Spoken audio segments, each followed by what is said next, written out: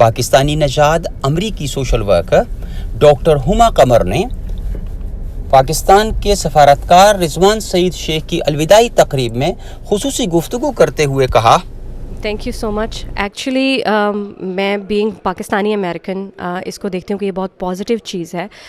ہمارے جو موسٹلی جو ان کا اسٹے تھا یہاں پہ رضوان شیخ صاحب کا، وہ بینیفیشل صرف پاکستانیز جو کہ بیک ہوم ہیں ان کے لیے نہیں بلکہ یہاں پہ بھی ہے.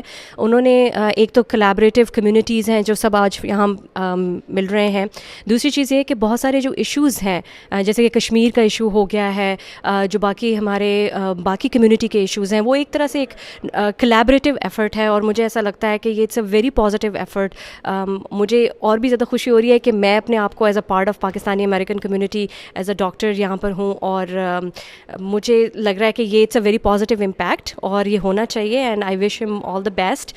سو اس طرح کی ایونٹس ہونے چاہیے، اور یہ زیادہ امپورٹنٹ اس لیے صرف پولیٹیکلی سینیریو میں نہیں ہے بلکہ بزنس کے لحاظ سے، انویسٹمنٹ کے لحاظ سے، ہمارا جو جنرل پورٹ فولیو ہے پاکستان کا جو ہمارے دنیا میں ہم دکھانا چاہتے ہیں اس کے لیے بھی بہت اچھا ہے.